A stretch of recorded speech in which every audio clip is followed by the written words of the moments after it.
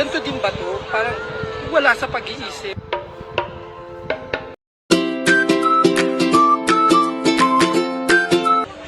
Hi Dindo.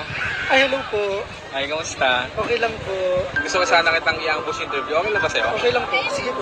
Actually, yung magiging ambush interview ko kasi sa'yo is yung about lang naman sa relationship ninyo ni Annalyn, kung kamusta na ba. Okay. Meron akong mga konting katanungan lang naman. Okay po. Okay lang. Okay lang po. Sige. Vince, ano na yung status ninyo ngayon ni Annalyn? Ngayon kasi, tawag dito, hindi ko masasabi na kami na agad. Kumbaga parang inilalagay ko yung sarili ko kung ano ba talaga yung tunay na nararamdaman ko. Baka masaya lang ako dahil kasama ko siya, kaibigan ko siya. Or hindi ko alam, baka masaya ako kasi gusto ko talaga siya. Hindi ko pa masasabi yun yung katotohanan. Kung ano talaga yung tunay kong nararamdaman. Kumbaga magulo pa po. Oh, okay. Pero, ano na si Dindo ngayon simula nung nakilala mo si Annalyn? Ngayon kasi parang iba na. Parang mahirap tumabi sa mga kahit kaibigan mong mga babae. Kasi kahit kaibigan mo or kamag-anak mo, once na makita nila sa camera, akala nila karelasyon ko. Tapos akala nila niloloko ko yung tao na napapanood nila sa video na kasama ko, si Annalyn. Oh, okay. So, sa tingin mo, Dindo, 5 years from now, ano na yung magiging status ninyo ni Annalyn? If ever na kayo pa? Kumbaga parang, kasi madami kaming plano eh. Kumbaga Okay. parang, siyempre ngayon madami kaming pangarap pa na gustong matupad. Tapos, kung halimbawa naman na maging kami, kasi napag-usapan na namin yan eh. Tawag nito. Mabot tayo 5 taon. Ano na kaya si Dindo tsaka si Annalyn yun? Siguro, isang kami, meron na kami sigurong pamilya. Kung Ayun. sakali. Ilang anak ba gusto mo? Gusto ko Kung sakali? 3 lang. Tatlo? Gusto ko 3 lang. Oo. Kung magiging kami. Okay, tama naman. Oo. At least, di ba, magandang pamilya, Oo. masaya, sa pares yung nagtatrabaho, di ba?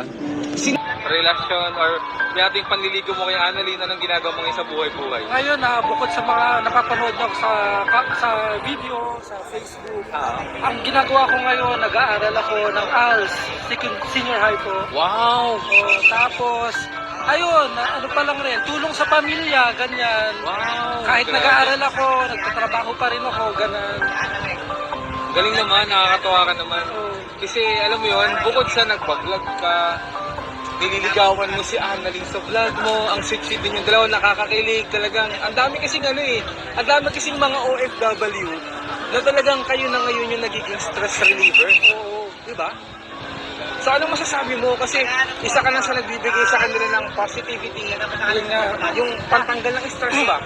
Ang masasabi ko sa kanila, kasi karamihan talaga OFW, sila yung mga, minsan kahit nasa trabaho sila, nanonood sila, minsan kahit bawal yung cellphone, pumupunta daw sila ng CR para manood, tapos minsan hindi sila nakakatulog kasi inaabangan nila yung mga video namin. Ang masasabi ko lang sa kanila, kasi minsan nag-over na yung kanilang paghanga sa amin, na parang ang gusto nilang mangyari ganito, ganyan. Parang ang gusto na, hindi naman lahat, pero may mga ibang fans na ang gusto nila, kung ano yung nararamdaman nila at yung gusto nilang mangyari, yun yung mangyayari. Pero lagi kong sinasabi sa kanila na huwag kayong aasa kasi hindi natin masasabi ang tadhana. Malay mo kami talaga, malay mo hindi talaga kami. Tapos sabi nila, once daw po na parang hindi kami magkatuluyan, sa akin magagalit. Bakit ganon? Mahirap yung ganon. Kumbaga parang hayaan na lang natin na ang tadhana po yung mag-ano sa amin Magpasya. Magpasya. Okay. So, ngayon, ito naman, para naman kay Annalyn yung tanong ko dito, since nakakasama mo siya, si Annalyn ba, ano ba yung personality ni Annalyn? Siyempre, nung mga nakaraang napapanood niya, yung mga dating video, medyo bad siya doon kasi yun yung role niya sa lahat. Pero, pag nakilala mo siya, siyempre ako, nung una hindi ko pa siya nakikilala, pero napapanood ko na siya. Pagpunta ko doon, tahimik lang siya, iniisip ko na, ganito din ba to? Parang wala sa pag-iisip. Kapag sa personal. Oo, sa personal. Tapos nung nakita ko siya sa personal, ay iba pala. Tama pala yung ano niya, kumbaga parang kung ano yung napapanood Sa niya sa camera. camera, hindi ganun yung ugali niya. Sobrang bait niya. Sobrang bait niya. Oo. So at least, alam ng lahat na makakapanood nito na yung personality ni Annalyn ay kung yung una na napanood niya, puro hindi maganda yung sinasabi, at least ngayon, ikaw na mismo yung nakasaksi, nakadaupang palad niya, nakakausap niya personal. Ikaw kasi magiging saksing buhay, di ba? Sa kung ano talaga si Annalyn sa personalidad, at least, alam na ng lahat, panatag na.